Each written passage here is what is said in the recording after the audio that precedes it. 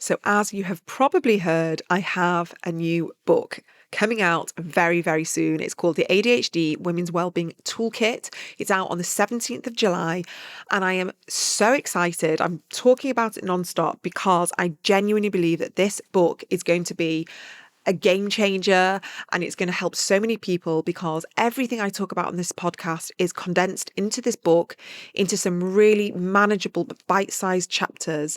I'm going to be talking about anxiety, RSD, hormones, the nervous system, lessening anxiety, awakening who we uniquely are, like literally leaning into self-acceptance, more joy, more creativity, more fulfillment.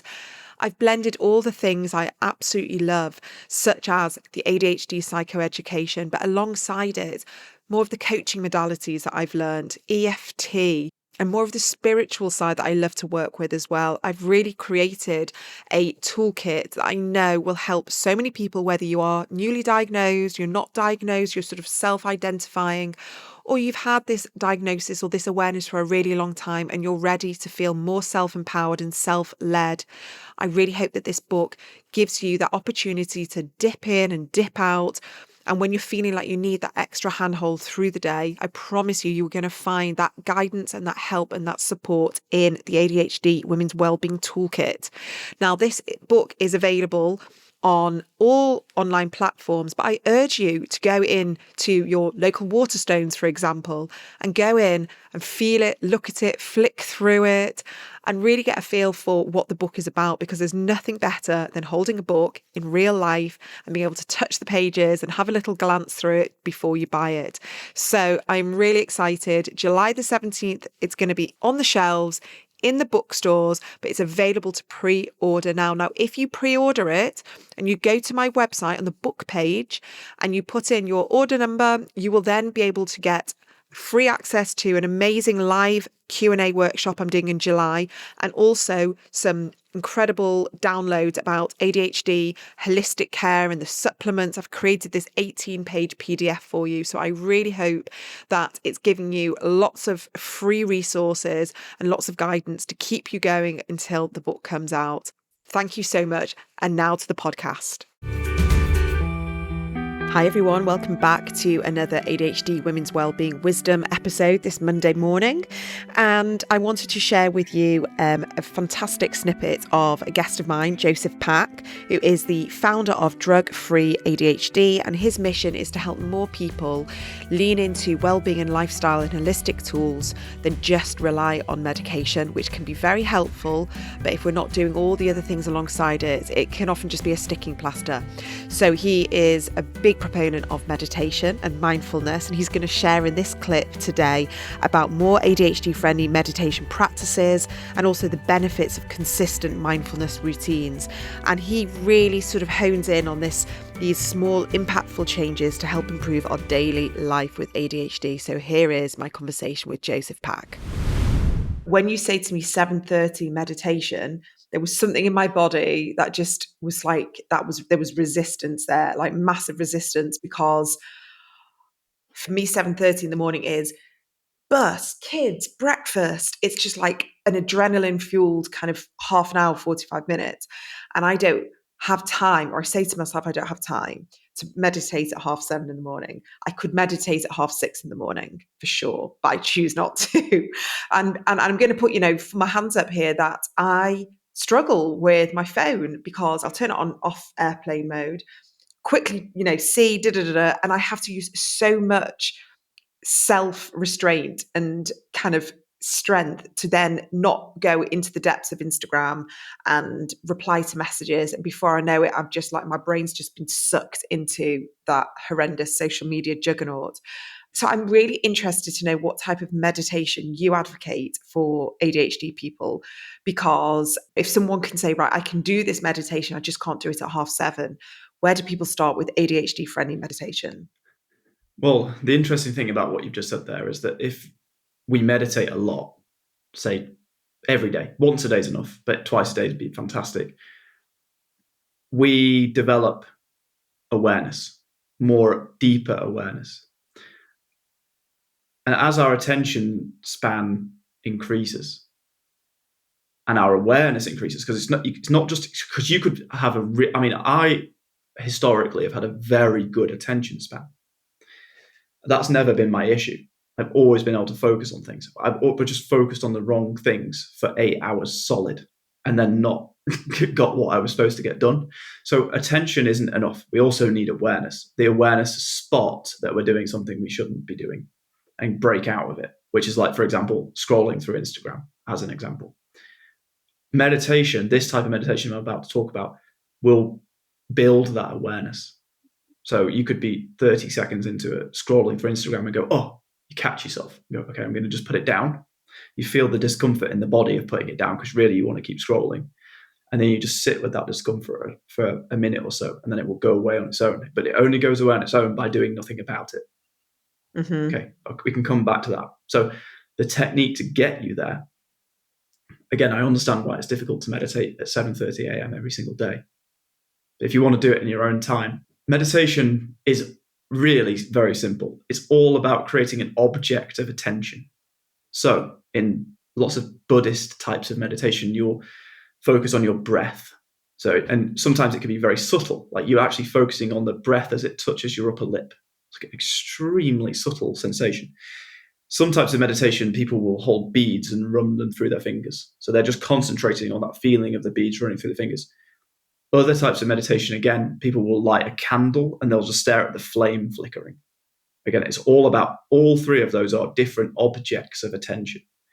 Well, with ADHD, that's quite difficult because the mind is so frantic, it's incessant chatter, that by using an object of attention that is not mind, is not in the mind, it gives the incessant mind chance to just go more crazy, really. So the antidote to that is to use a mantra instead, and a very specific type of mantra, because that's another thought. So actually a mantra is just giving the busy mind something to compete with.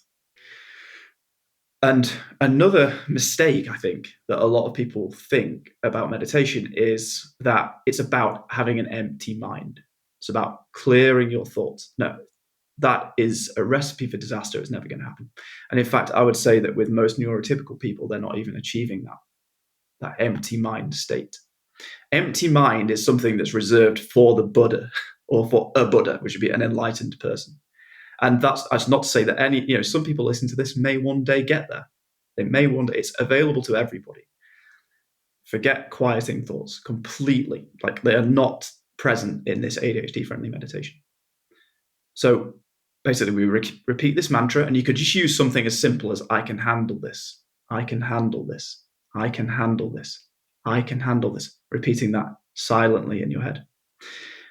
At the same time as you are willfully repeating those words, the busy mind will kick in.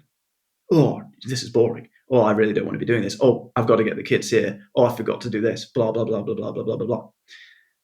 Continue repeating the mantra. Keep doing it. Don't try and make those thoughts stop.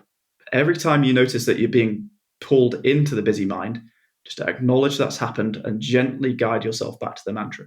You may have to do this 30, 40 times in one meditation session.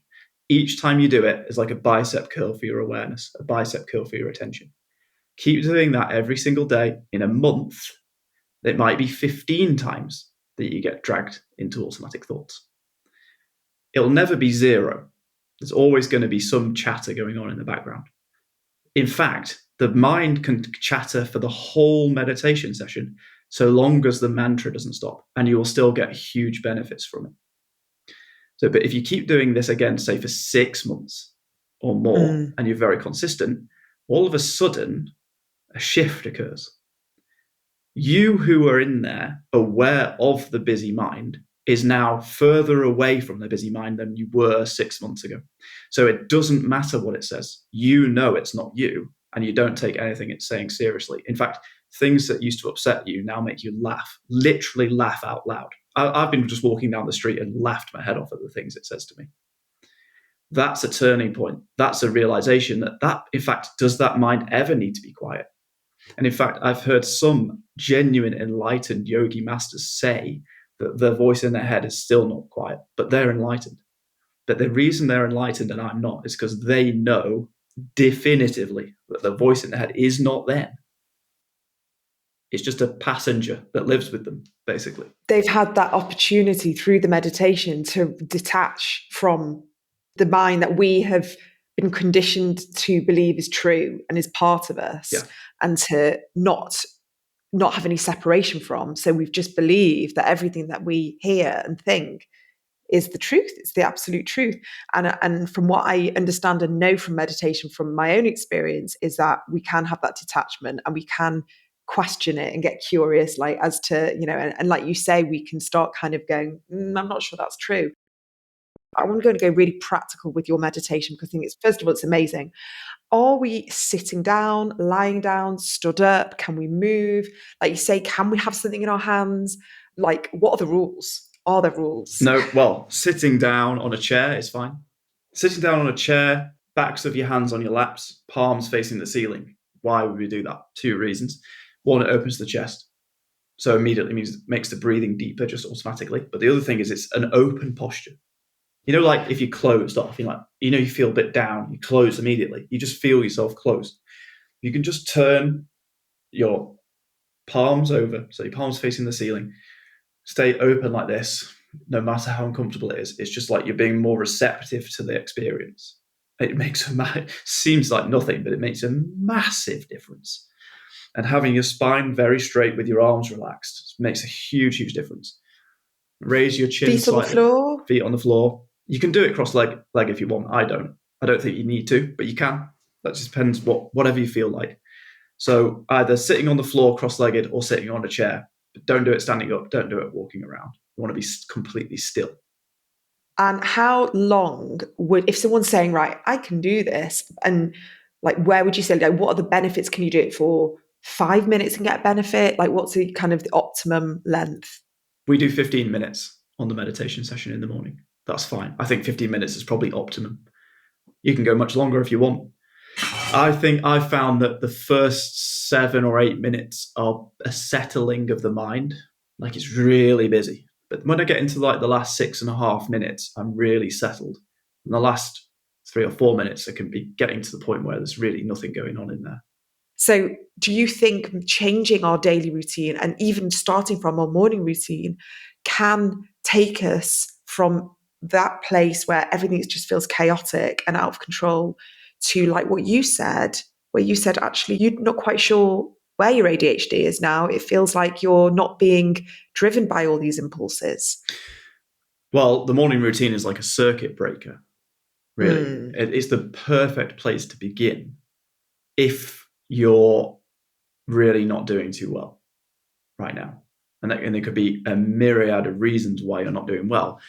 But let's say perhaps you're very, very impulsive, you're drained, perhaps experience burnout from a job or something like that.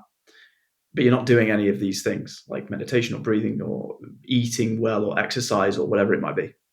Selecting one very, very simple thing to do tomorrow morning could be laying the foundations for building the next chapter of your life, which is why I recommend picking something very small.